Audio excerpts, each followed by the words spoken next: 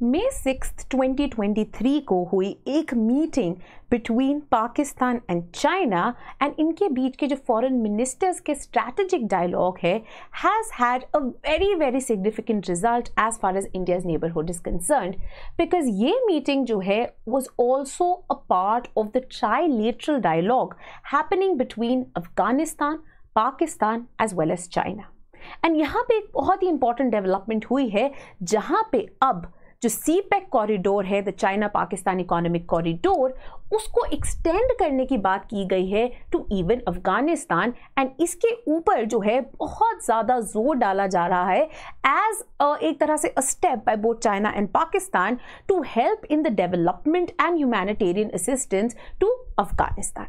अब ये जो बेल्ट एंड रोड इनिशिएटिव है, जो कि चाइना एक तरह से almost as tentacles across the region spread कर रहा है, उसके अंदर अफगानिस्तान को भी एनवेलप किया जा रहा है थ्रू दिस कॉरिडोर।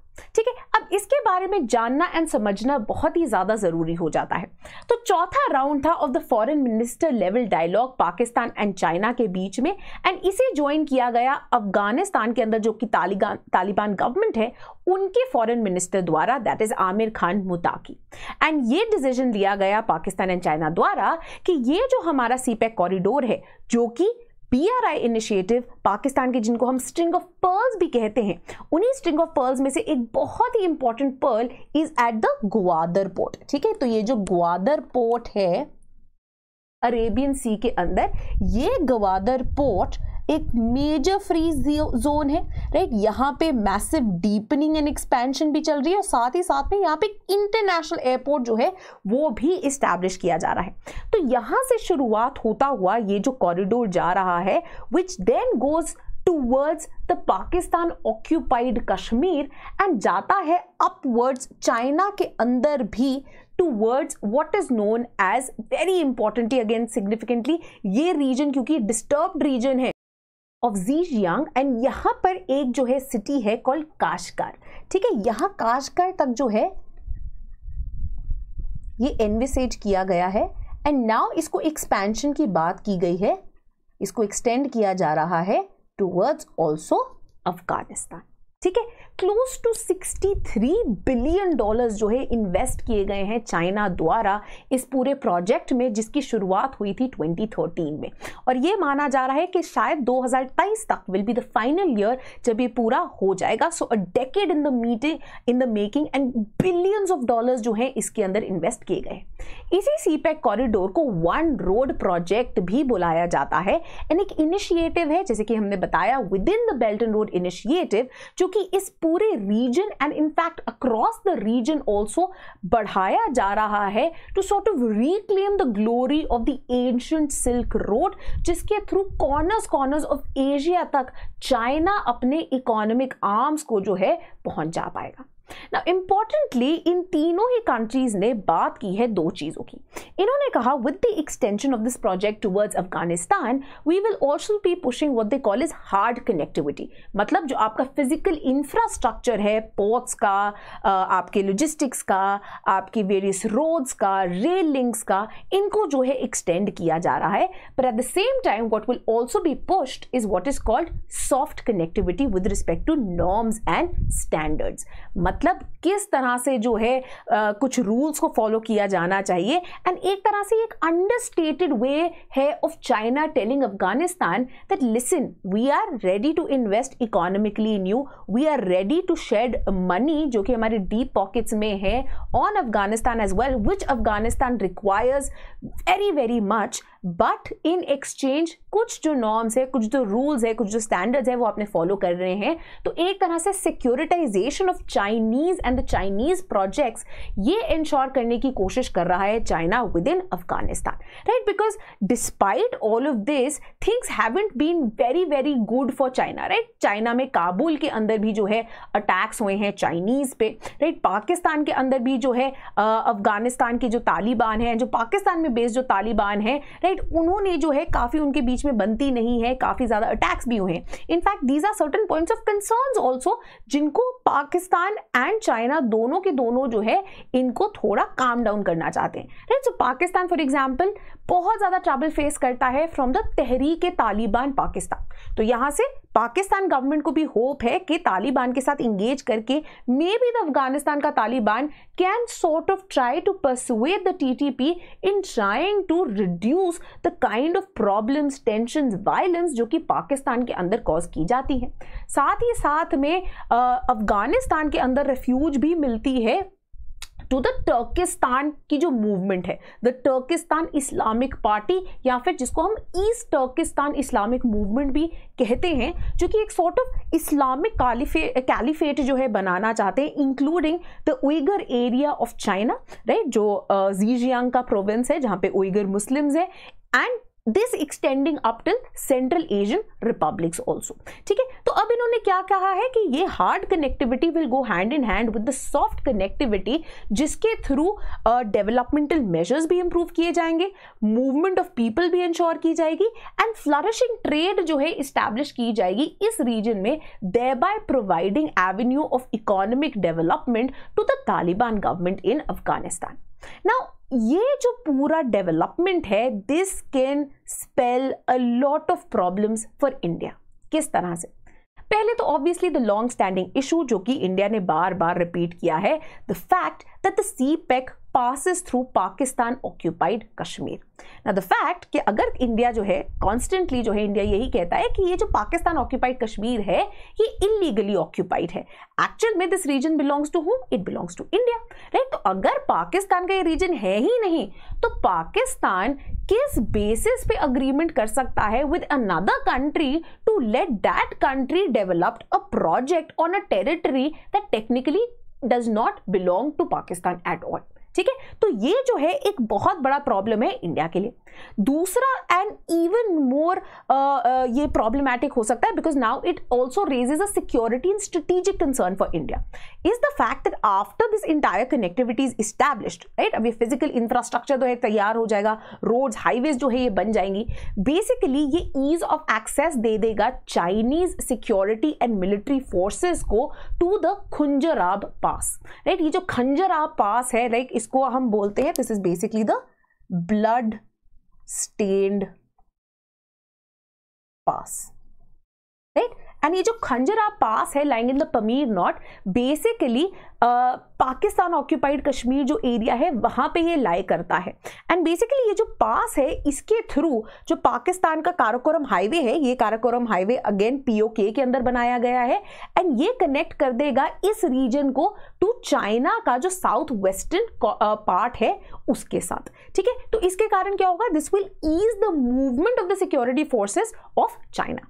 अगेन जो ईस्टर्न लद्दाख का जोन है वहां पे already we have been witnessing a lot of tensions between India and China.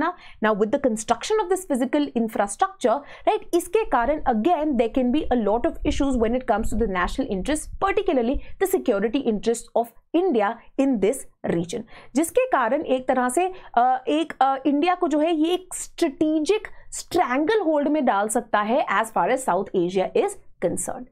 Now another problem is in dealing with Afghanistan.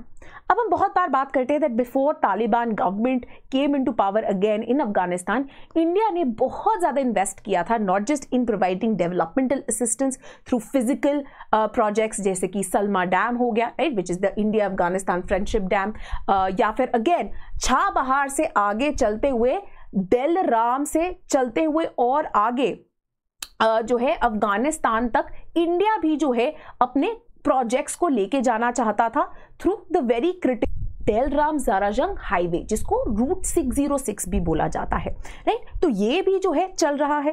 Now what happens is that with China pumping in so much money and investment, अब जो है Chinese presence और भी ज़्यादा बढ़ती जा रही है।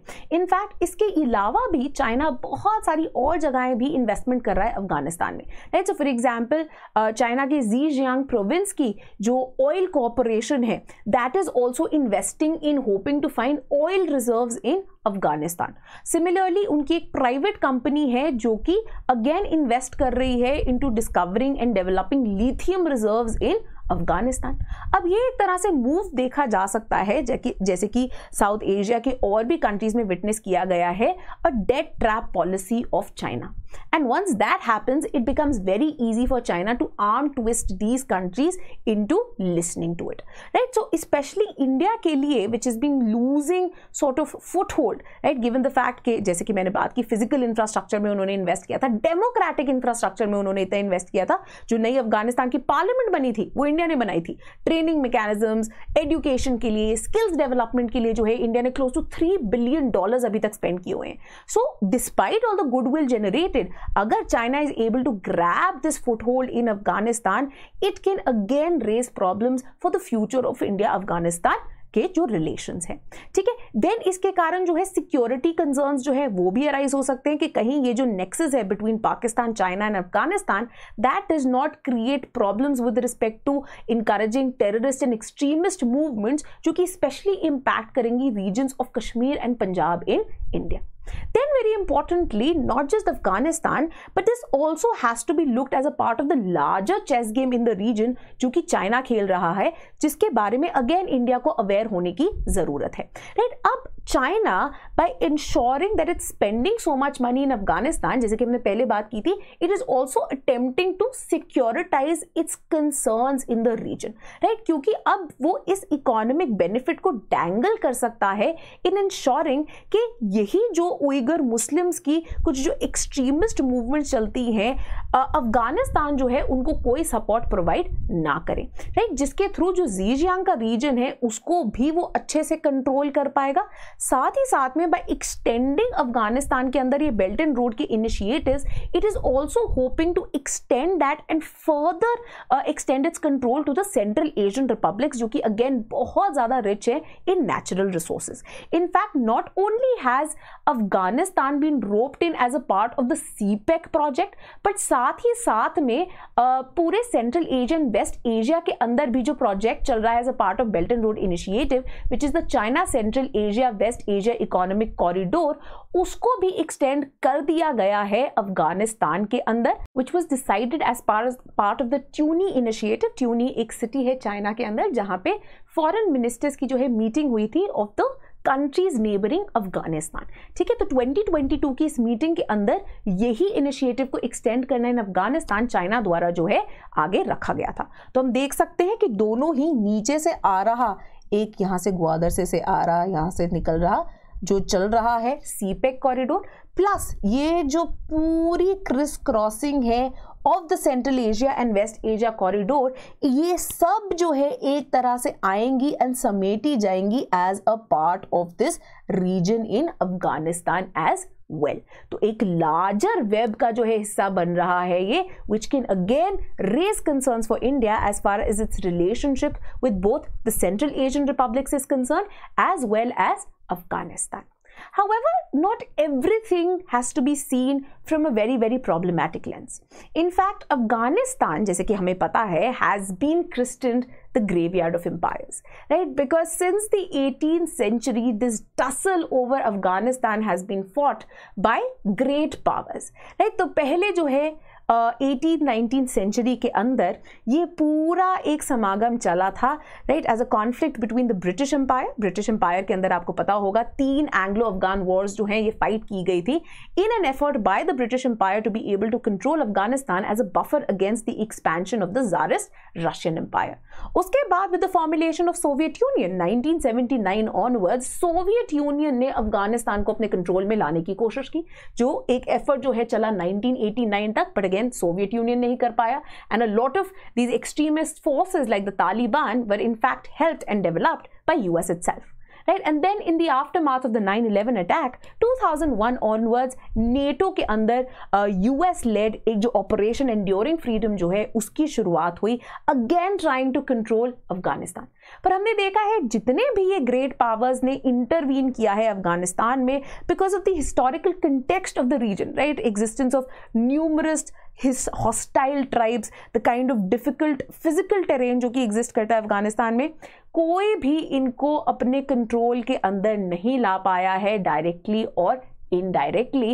एंड इन फैक्ट जो पीक है, अपनी पीक पे ये एंटर करते हैं अफगानिस्तान, बट आप देखेंगे जब वो अफगानिस्तान को छोड़ रहे होते हैं ना, उनका डिक्लाइन शुरू हो गया होता है, right. Same is the case रहे, चाहे आप ब्रिटिश एम्पायर को देख लीजिए, चाहे आप सोवियत यूनियन को देख लीजिए, या फिर आप यूएस को देख लीजिए, जिसने एक हरीड रिटर्न जो है किया, एक हरीड एग्जिट जो है किया था अफगानिस्तान से, because it was possibly the longest never ending war that US was witnessing, right, जिसमें देयर वाज नो विनिंग। ठीक है, तो इसी तरह से अब ये कहते हैं कि अब एक नई ग्रेट गेम जो है दोबारा शुरू हो गई अफगानिस्तान में, just that now instead of this bipolar competition अब एक मल्टीपोलर कंपटीशन जो है शुरू हो गया है, जहां पे अब एक मल्टीप्लेयर गेम है, जहां there are a number of countries now who hold very very critical pawns in this game जो कि अफगानिस्तान में खेली जा रही है, राइट। तो चाहे ये सेंट्रल एशियन रिपब्लिक्स हो, चाहे ये पाकिस्तान हो, ईरान हो, चाइना हो, रशिया हो, यूएस हो,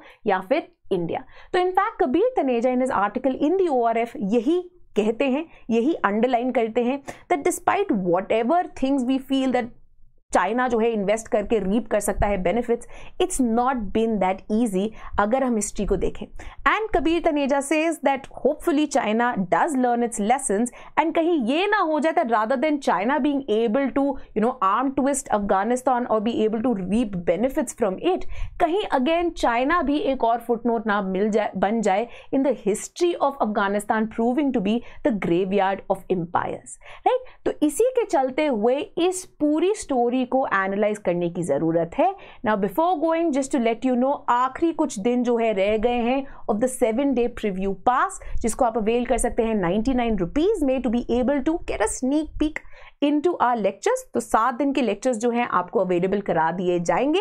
8th ऑनवर्ड्स जो है इसकी शुरुआत हो गई थी और वैलिडिटी 14th मई तक है, राइट। तो यही कुछ 2 दिन बचे हैं जिनके अंदर आप ये 7 लेक्चर्स जो हैं इनको देख सकते हैं। वेरी इंपॉर्टेंटली एनरोलमेंट जो है ऑन है for our PSIR batch 3, right? Some of the most affordable holistic courses in political science and international relations optional जो है आपको प्रोवाइड किए जाएंगे, जहां पे इंक्लूडेड होंगे lectures, right, complete lectures in this interactive format जो कि मैं बना रही हूँ, राइट। अगेन इसी के साथ साथ रेगुलर आंसर राइटिंग, जिसमें वीकली आंसर राइटिंग टेस्ट भी हैं, हाफ लेंथ टेस्ट भी हैं, फुल लेंथ टेस्ट भी हैं, doubt resolution through private Telegram group भी है, मेंटरशिप के भी जो है ये भी प्रोवाइड की गई है, and all of this is starting at only ₹12,000। ठीक है, तो अगर आप इसके बारे में और जानना चाहते हैं आप हमारी वेबसाइट पे जा सकते हैं या फिर हमें कांटेक्ट कर सकते हैं on the number given below which is 1800-890-3043, right. This is all from me today. Thank you and keep watching sleepy classes.